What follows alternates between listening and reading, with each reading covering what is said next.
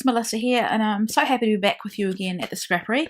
I know, it's been a while, a whole lot of stuff has been going on, but before I get into that, so what I'm working with is the Olivia kit, and if you'd like to see a kit share or unboxing, you can go onto my channel, which I'll link below. I put that up last week. So this kit is featuring the More Than Words collection by Coco Vanilla Studio, and you get the stamp set, and in the colour kit you get some embossing ink by Tim Holtz and also some embossing powder in silver. I can't remember the name of who made the embossing powder, but anyway, I didn't have an embossing tool and I've wanted one for years, and so I used this as the perfect excuse to go out and buy one. I was pretty excited about it, and what you just saw there was my first time ever doing heat embossing. So I just used the ink. Sorry, I used the glue. It's a glue stamp or glue ink pad. A glue pad is what I'm trying to say. And then I did about 3 or 4 stamps, and then put the powder on, or the glitter. Excuse my head. Had a piece of paper I'd folded in half, just copy paper. Tipped the powder on. Now you don't want to tip it. You want to shake it too hard or blow it too hard because it will actually blow off. I didn't know that. And even doing it this way, it still makes a lot of mess on my desk, as you can see. And so I just included all of this so that you can see my process. I did not include all of the embossing on this video because it took me, I think, a couple of days to get it done. So that's what I have. That's what I'm finished with. And I know that embossing such as this, heat embossing, resists mixed media such as watercolours and inks. So I decided to do the packaging technique, and I just got one of the papers in the kit. It has uneven circles, the watercolour looking. I should have shown it really, but it was my inspiration for this background. So I just tried to select colours that were on that paper. And that's a really good piece of advice, that if you have a collection or a kit and you've got a piece of paper that features a lot of the colours, you can use that to base your mixed media background work. And also you could select your threads if you're doing hand stitching, etc. So I'm speeding this bit up because I don't want to cut it out, but I didn't want to have it double time either. So that's just what I'm doing. And I must say I loved using the heat tool to quickly dry as well, because normally I would have to stick it outside if it's summer in the sun or by a window and wait for it to dry. So one piece of advice, and I think I was a bit quick, but you do want to let each layer dry, because otherwise you're going to get colours mixing and you'll either get muddy colours or you'll get colours that you don't want.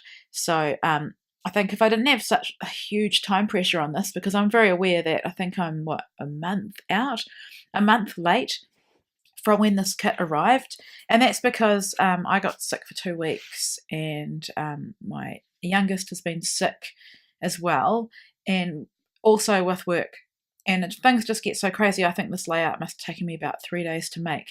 But anyway, I do love how it turns out. I wanted to do a layout that didn't use any cut files or digital cut files, because I'm aware that not everybody has those. So that's actually, that is the paper I was talking about with the circles. That is what I use to base my background. So here I've got a photo, and it's our cat Lola with Ava. And Ava, I think this was taken in January, so Ava would have been 14 months old. Yeah, and she's pretty rough with Lola, and I was going to call this one In Lola's Eyes, because Lola puts up with all this roughness, and then every so often she'll scratch the kids if they push it too far. But she is very, very patient and long-suffering, probably, to be able to put up with pulling and hugging and everything else.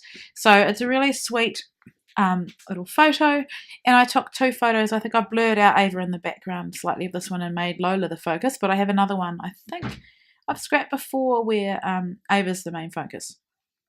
So I was going to roughly cut those with my scissors, and then I decided no, I wanted straighter edges, so I just pulled up my little trimmer, and I was going to use that card there from the 4x6 and 3x4 cards that Rennell includes in the PLK, but I just love those flowers, and I know I could have used the main sheet of paper, but I just decided to fussy cut them rather than cover them up. So there is my background all dry now, and I love how it's turned out. So then I pulled some more of the cards, and I'm just going to layer them.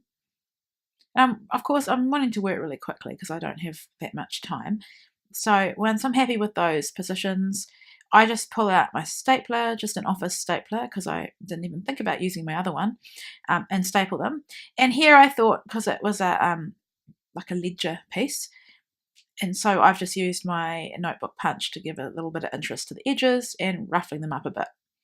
So these 4x6 cards, no, 3x4 are from the 6x6 paper pad, and the reason I know that is because they are not double-sided and the pattern or wording in this instance is scaled down. So they make great layers, and that's why I've had them, I made the layers go quite wide because I want them to shine or to be seen behind my photo.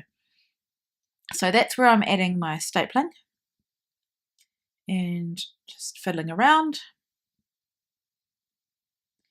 And I forgot to say that I used that more bold paper as an immediate matte behind my photo. And the reason for that is because I've got a white border on my photo, and so I can then put something a bit more bold. So if I didn't have the white border, I probably wouldn't do that. I'd go for something a bit lighter. But anyway, that's my thinking on it anyway. And so just using some double-sided tape and wanting to make sure that my photo is straight. So now I've got some craft foam, and I want to pop up that photo and make it a bit more separate from those other layers. This is one of the Pretty Little Pieces kit, and I was thinking actually I should put all three of those together, because if you get the three different kits, the main kit, the embellishment kit, and the PLK, you'll get 3 packs of those. So in it was this beautiful tulle which had silver sparkles, and I just love the texture and sparkliness and fun and whimsiness, if that's such a word, that this adds to my page. So I've just put it behind the foam, and I just added some extra double-sided tape to make sure it was glued.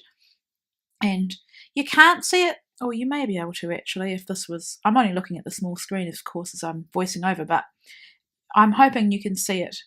The final shot at the end will show it. It really is quite subtle, but also sparkliness makes it less subtle. So I'm just gluing those layers in, and yes, I have finally got a thin line glue bottle that actually works. I've tried a couple that were useless.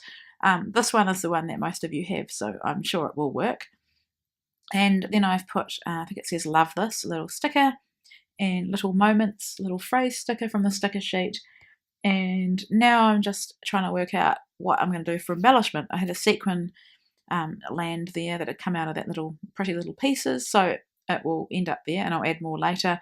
And now I'm going through the ephemera pack, and there are so many flowers and leaves which are amazing. And so I thought I'm not going to go overboard with flowers on this layout, because I really want my embossing in the background to be the main feature, aside from the photo of course. So I've got a couple of leaves that I've just tucked behind those fussy cut flowers. I've popped up the ends of those leaves on a little Stampin' Up! Dimensional, and here I've got a butterfly, and I think that works well because I've got, you can see the 4 butterflies that are embossed, and that is a flare badge, and it's a heart. It's really sweet.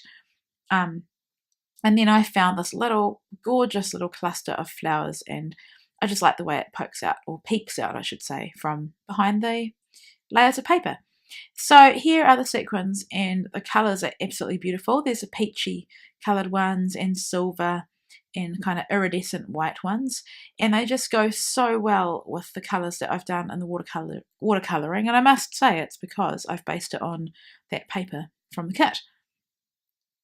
So at this point I need to do my title, and like I said, I was going to call it In Lola's Eyes, and then I just decided to call it Ava and Lola, and I think that's because I have another layout called Ava and Charlie.